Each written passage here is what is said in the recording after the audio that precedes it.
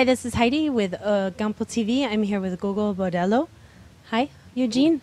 Hi, how are you? Good, how are you?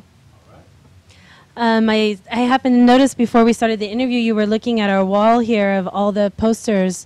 Yeah. Were you aware that it's this year's Gampel's 30th jubileum year?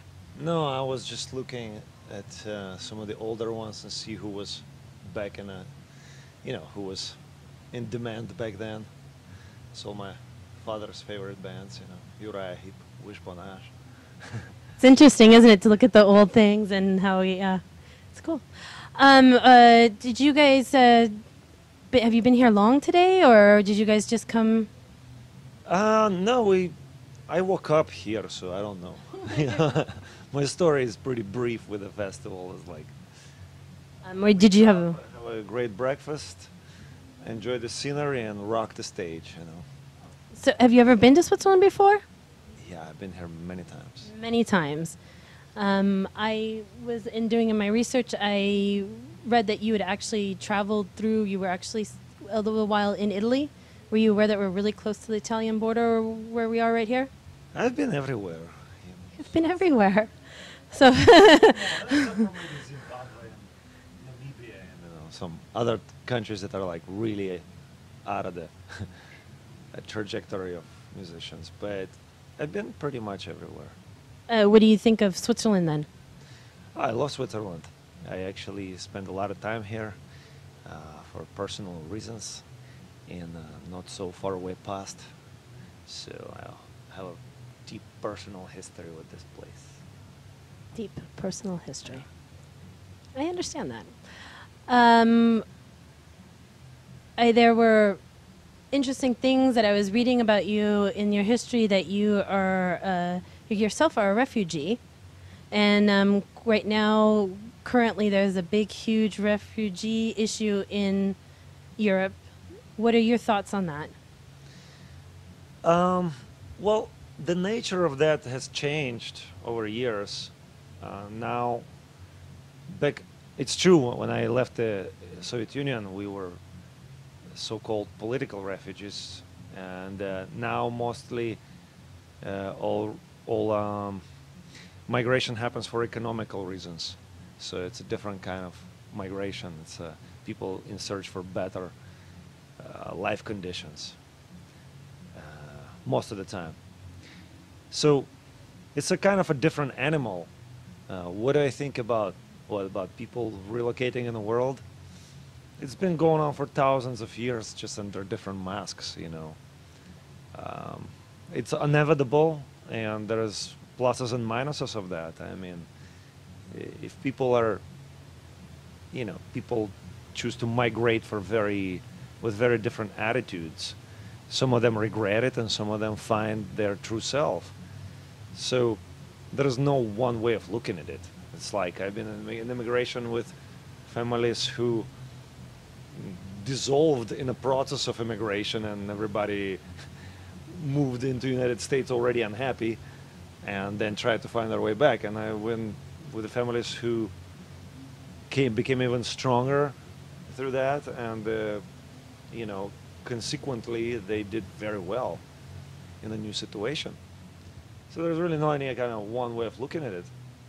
You said something before that was really interesting. You said either they dissolve or they find their true self. Is that, what category would you put yourself in? The second one. So you found true self through... Well, my family did not dissolve. I was immigrating with my mother and father, and who became stronger through that process, because it's a test really for any connection, any relationship. Anything goes wrong and this blame starts. Whose idea was that? Imagine the situation. And it's not like you went on the wrong vacation. It's like you left everything and you went in a different hemisphere. So, in our case, with lots of optimism as natural for our family, we did well because our predisposition was positive.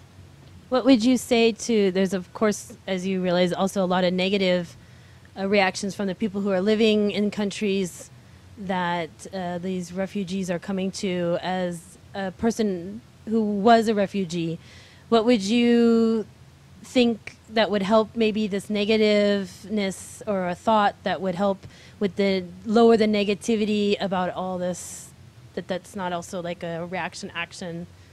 Do you have a thought on that? No, I mean, what you're asking me probably is to say something like, oh, just open your mind and like embrace the cultures. No, I'm not gonna say that, because it's like saying nothing. No, I absolutely was not thinking you were going to say that.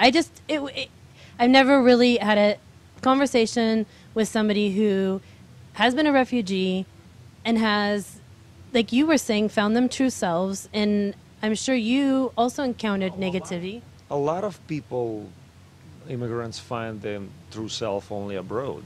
It's quite widespread. I think that's a very common phenomena. But okay, what you're asking is really actually this.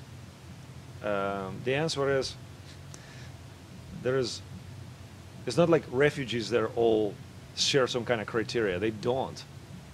You know, it's completely different people from different countries, from different socio-political situations, with running from different things towards different things. So I don't know what their agenda is, and I don't want to like okay all of that or don't okay it. It really depends on them. You know, world is a mirror, and you will receive what your projection is. You know, so you know. Yeah, I wasn't trying to cage you with that question, but yeah, I was just interested in what, as a reflection, as somebody who was in the position. But yeah, no, you're true. It's true. You can't really say one way or the other. Seriously, I still keep in touch with a lot of people from that went through all of that, and the ones that were strong, more cooperative with each other, they are just more cooperative with the world, and the world is more cooperative with them. And the ones that are not cooperative, what can you do? Like, that's their own destiny. They chose it. I'm going to read to you a quote that I, during my research, came across, because I thought it's from one of your fans, and I thought it was a very beautiful quote, and I kind of wanted to know what you had to say to that.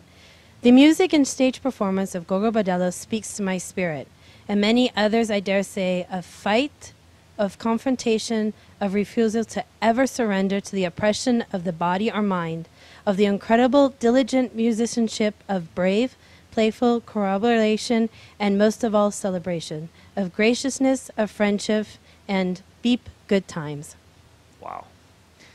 That's quite a responsibility. It's beautifully phrased. I definitely agree with the celebration part, and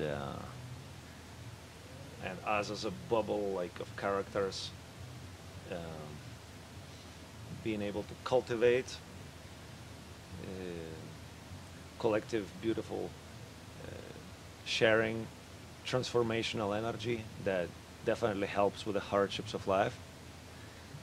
I'm not sure about the resistance and to all that there is. That's kind of like a stretch, you know. That's I don't know if there's any resistance to anything really. Actually, resistance is quite counterproductive if you really think about it. So today, when you go on stage, you're going to have a lot of people who've never heard any of your music before. What are you hoping that the crowd's going to come and take away from your performance today? I think that'll be mostly people who already know us, and it's not our first time on a circuit here. And what excites us is that, you know, everywhere we go around the world is like even people seen us several times or whatever, they come to see the renovation. It's like a slightly different house we bring, and that's because we're always rebuilding things a little bit. It's natural with so much different juice in a band. It happens quite naturally, and keeps things exciting for the band members, first of all. Naturally, it's always great to see the kind of sparkling eyes and people going, wow. Just when I thought that I've seen it all, it's like, wow, that was good. And instigating that type of energy and that type of response is very is fulfilling, you know. It's not like, oh wow, that was great festival with like people going nuts and you know we get paid great. Something else is important also. Is this kind of a dimension of magic, and it's quite fleeting, but it's there. You always know if it was there or it didn't occur. So through moving things inside of us and shifting things around in the band and always bringing a newer version of it, that's what's exciting. That's what keeps the spark going, really, you know, like everything else in life, except we do that on stage. Much bigger than everybody else, in a way. Do you have any final thoughts that you'd like to say, or?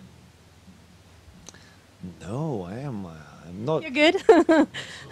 I'm not done. Final thoughts. Wow. I have many more things to come. Okay.